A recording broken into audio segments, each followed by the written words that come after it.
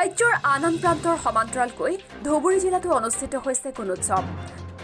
আজি জিলাখনৰ গৌৰীপুৰ প্ৰাথমিক শিক্ষা খণ্ডৰ 2399 নং ঘাগেৰ আলগা নৱজ্যোতি এল পি স্কুল, 335 নং মোহনদাগ এল পি স্কুলত এইদৰে অনুষ্ঠিত হৈছে গুণোৎসৱ।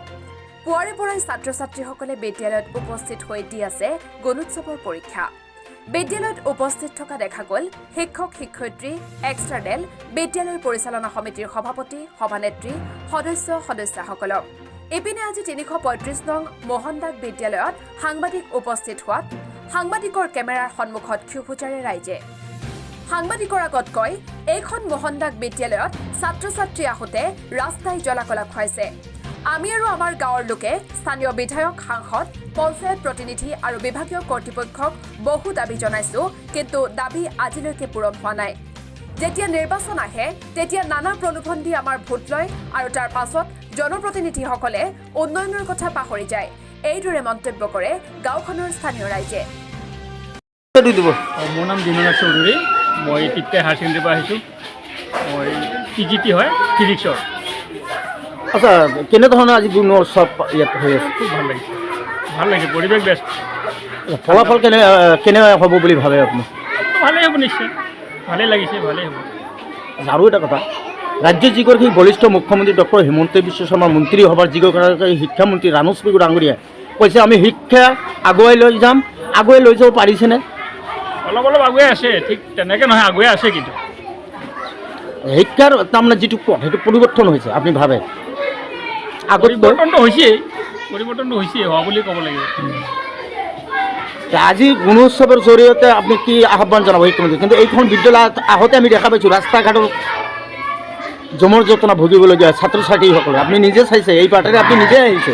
সেইটো কিন্তু ঠিকেই, অথৰিটিক মই এইখিনি আহ্বান জনাম, ৰাস্তাখিনি কমচে কম ল'ৰা ছোৱালীখিনি আহিব পৰা কৰি দিয়ক, কমচে কম। বাকী আমাক নালাগে, বাকী ঠিকে আছে চব, এনে কমপ্লিট ঠিকে আছে, বাকী ঠিকে আছে, খালি ৰাস্তাখিনি আমাক লাগে। কিন্তু ইনভিজিলেটৰসকলে বাৰিষাত কেনেকৈ আহিব? বহুত পানী হ'ব ইয়াত, আগৰ হওক। আপোনাক নিশ্চয় ৰাস্তাটো আমাক লাগে, মিনিমাম ৰাস্তাটো ল'ৰা ছোৱালীখিনি আহিব পৰাকৈ লাগে। বাৰিষা দিনত বিশেষ কৰি এতিয়া চলি যাব পাৰি খৰালি মাহত, কিন্তু বাৰিষাটো এইটো ভীষণ প্ৰব্লেম হ'ব, সাগৰ হৈ যাব। দেখিছোঁ। নাম doctor Munmun Banerjee, assistant professor, চাপটগ্ৰাম কলেজ। মই এই ঘেগেৰালগা প্ৰাইমাৰী স্কুলত গুণোৎসৱৰ এক্সটাৰ্নেল ইভালুৱেটৰ হিচাপে আজি আহি উপস্থিত হৈছোঁ। আৰু আমাৰ খুব নিয়াৰিকৈ ধুনীয়াকৈ গুণোৎসৱ আৰম্ভ হৈছে। ল'ৰা ছোৱালী পৰীক্ষা চলি আছে, সময়মতে আমাৰ মৰ্ণিং এছেম্বলি হৈ গ'ল। এতিয়া আমি দিনজোৰা কাৰ্যসূচী যিবিলাক আছে সেইখিনি আমি পালন কৰিম। আৰু মই খুব আশাবাদী যে আজি এই গুণোৎসৱ প্ৰক্ৰিয়া আৰু মূল্যায়ন প্ৰক্ৰিয়া খুব ভালদৰে সমাপ্ত হ'ব। কেনেধৰণৰ ফলাফল হ'ব ভাবিছে আপুনি? ফলাফল মই ভালেই দেখিছোঁ। এতিয়ালৈকে মই সোমোৱাৰ পিছৰ পৰা এভৰিথিং ইজ ডিচিপ্লিন। ছাত্ৰ ছাত্ৰীয়ে ধুনীয়াকৈ পৰীক্ষা দি আছে, আমাৰ ইনভিজিলেটৰসকলেও ডিউটি ধুনীয়াকৈ পালন কৰি আছে। গতিকে মই আশাবাদী যে আমাৰ মূল্যায়ন প্ৰক্ৰিয়া খুব ধুনীয়াকৈ সমাপ্ত হ'ব। শিক্ষামন্ত্ৰী ৰানুজ পেগুৱে কৈছে, মই শিক্ষাৰ অমল পৰিৱৰ্তন আনিবলৈ সক্ষম হৈছেনে? পৰিৱৰ্তনটো নিশ্চিতভাৱে হৈছে, কাৰণ এটা কথা কি, এই যে আমাৰ এটা গুণোৎসৱৰ নামত যে সজাগতা আহিছে আমাৰ, আৰু মানুহবিলাক ইমান বেছি ডাইনামিক হৈছে, প্ৰাইমাৰী স্কুল লেভেলৰ পৰা কলেজৰ লেভেল, বিভিন্ন স্থানত বিভিন্ন ষ্টাফসকল, অসম চৰকাৰৰ বিভিন্ন বিষয়ববীয়াসকল এই গুণোৎসৱ অনুষ্ঠানত যেনেকৈ ডাইনামিকভাৱে কাৰ্যসূচী পালন কৰি আছে, আৰু আমাৰ বিশেষভাৱে শিক্ষাৰ যি পৰিৱেশ, শিক্ষাৰ উন্নয়নৰ ক্ষেত্ৰত সকলোৱে সক্ৰিয়ভাৱে যোগদান কৰিছে। মই খুব সদৰ্থকভাৱে এই বিষয়টো লৈছোঁ, আৰু মই ভাবোঁ যে নিশ্চিতভাৱে আমাৰ গুণোৎসৱে আমাৰ সমগ্ৰ অসমৰ শিক্ষা প্ৰক্ৰিয়াৰ সামগ্ৰিক উন্নয়ন নিশ্চিতভাৱে কৰিব। আচলতে কষ্ট মানে হ'ল, আমাৰ এইখন ভিতৰীয়া গাঁৱলীয়া জেগা, কিন্তু আমাৰ এইখন বিদ্যালয়ৰ যিখন মানে হেডমাষ্টাৰ আছে, আমি জানামতে হেডমাষ্টাৰে বহুত কিছু সুবিধা আমাক দিছে, কিন্তু এটাই অসুবিধাত আমি এতিয়া ভুগি আছোঁ, সেইটো আমাৰ ৰাস্তা ঘাট নাই।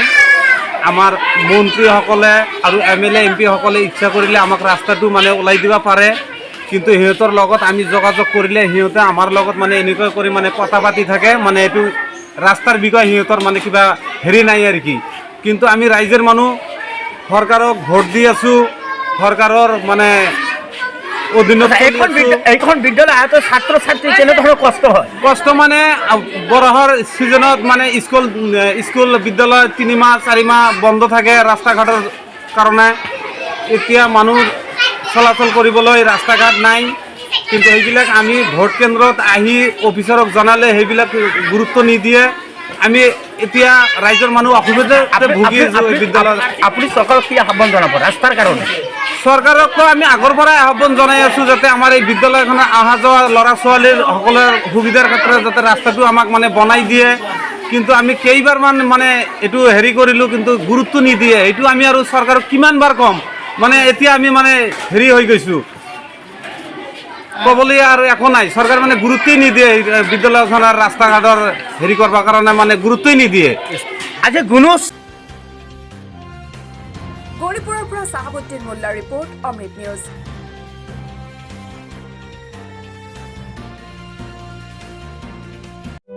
অমৃত প্ৰবাহ অসমীয়া সাপ্তাহিক কাকতৰ ডিজিটেল সংস্কৰণ অমৃত নিউজ, সত্যৰ সন্ধানত অমৃত নিউজ।